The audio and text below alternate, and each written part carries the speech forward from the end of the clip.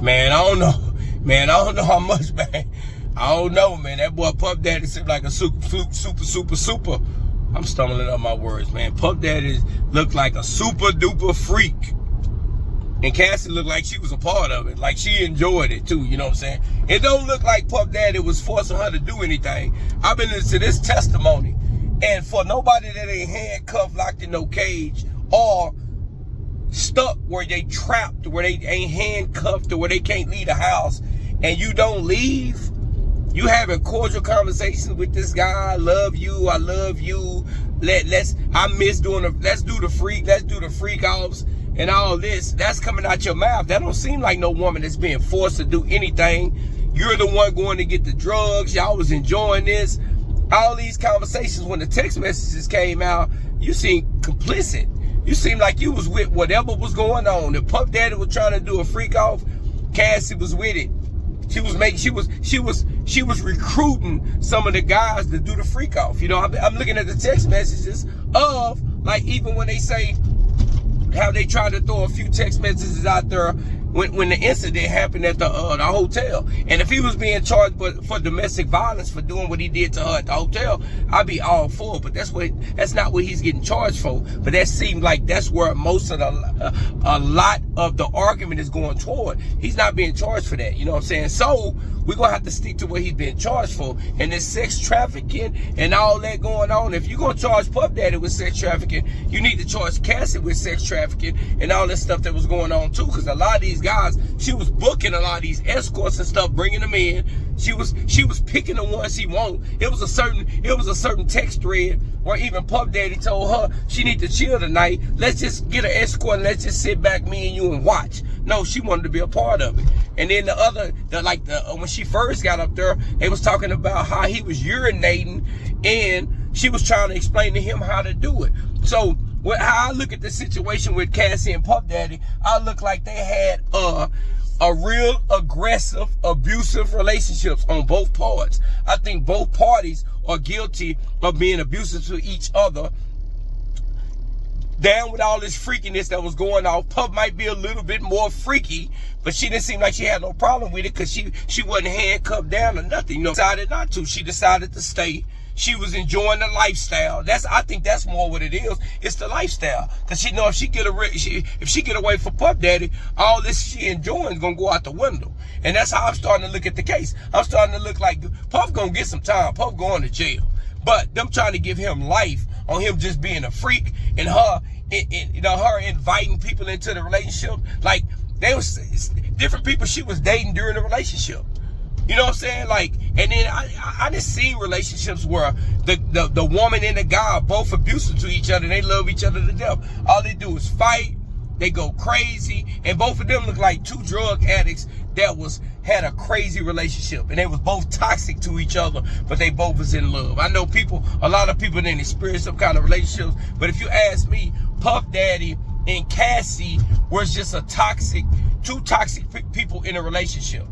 And they try to put all this control. He's gonna have control, because when you're dealing with a man like that of power and that kind of money, he's gonna have the control, but he ain't gonna have to control you with the power or the physical abuse. He can control you with the lifestyle. You can enjoy the lifestyle, and you can say, he might be kicking my butt, but the lifestyle is more important to me. I can take some of these whoopings and I can still live the lifestyle, still drop my music, try to get these records done, try to get me a platinum record, have a career that still benefit, and then go on later in your life. Cause look, I want to ask this question. Okay, she was dealing with Kid Cudi. Kid Cudi car got blew up. You know what I'm saying? She was dealing with Michael B. Jordan. This in the process of her dealing with Puff Daddy. And then you think about it, she ended up leaving Puff Daddy for the trainer, the trainer that was training her, that Puff Daddy was paying for.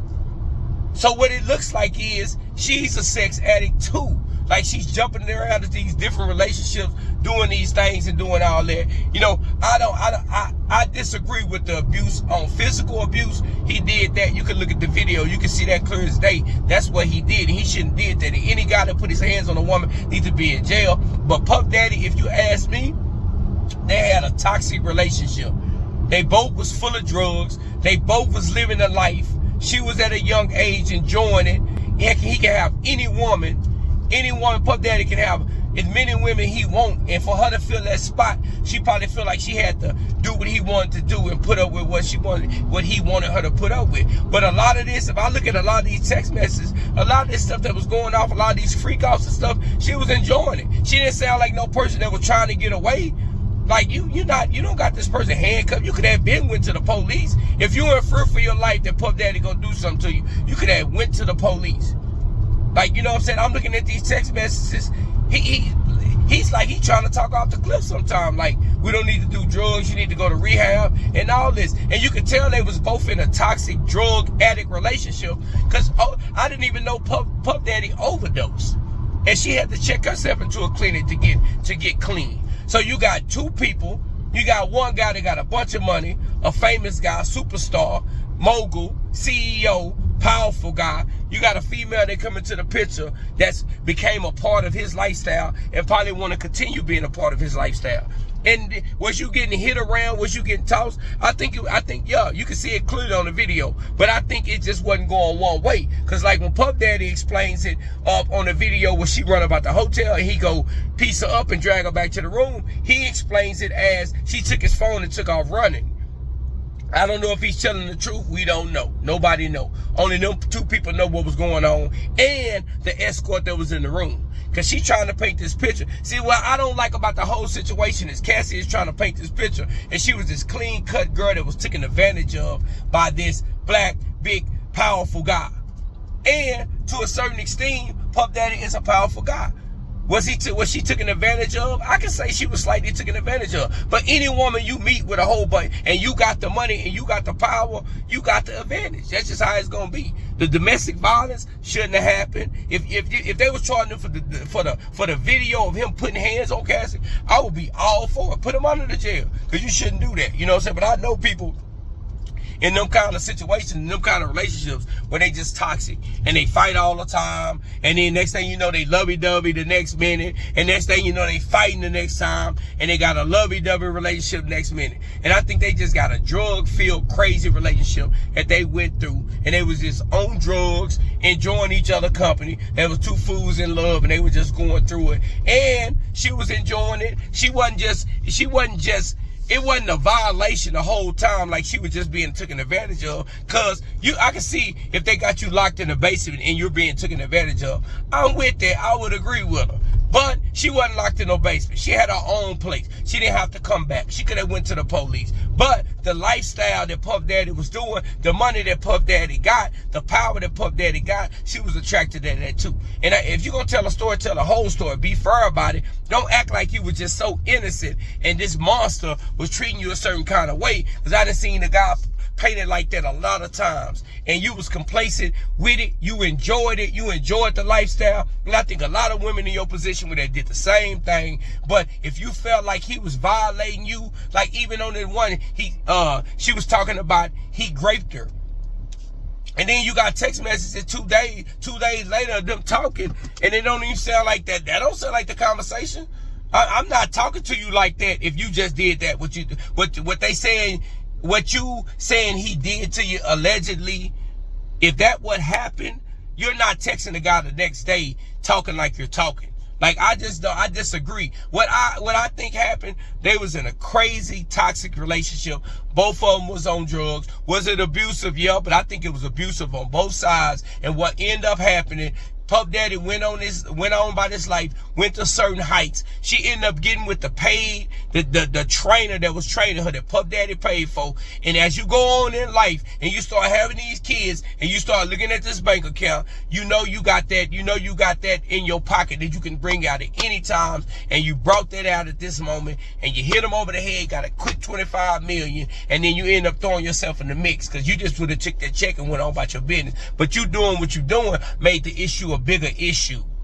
You know what I'm saying? Everybody got to bring the skeletons out the closet. Do I think Puff Daddy is a different kind of guy? Man, he was taking the semen and rubbing it. I don't know what's going on with this guy, man. I don't know what he was getting out of that. But you cannot charge a person for a crime just for him being a freak. And I think this is what it is. I think Cassie was a part of it. I think she was a part of it till she go on later in her life and her funds ain't what her funds need to be. And now she don't want to be a part of it. So she trying to rewrite history. Abuse happens in relationship, but a lot of times when you're in a toxic relationship, it goes both ways.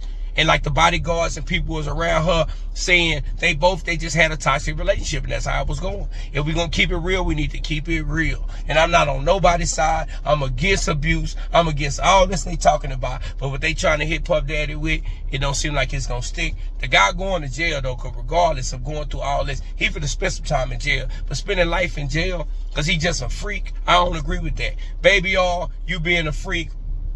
Cassie, we seen the text message. You was complaining. You was enjoying the lifestyle. And if you just come out and say, I was young, I was enjoying the lifestyle, and I'm broke and I just need some money.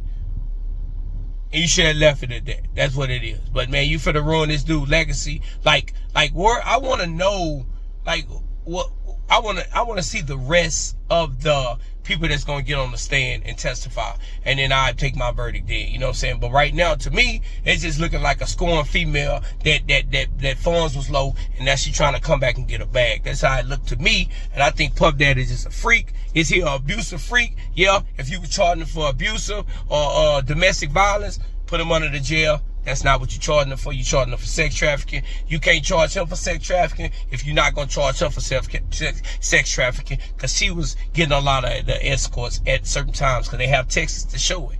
You know what I'm saying? The people she wanted to be there and people she was picked. Now she's trying to play the victim. I don't agree with that. But y'all tell me how y'all feel about this Puff Daddy trial and how it's going on. They got Don Richardson finna come up here, the one that was in the Danny Kane group.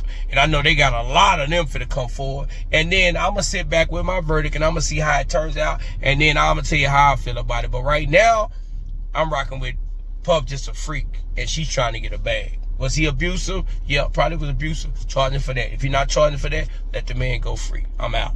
Like, comment, subscribe on my video. Same trip for 3 days.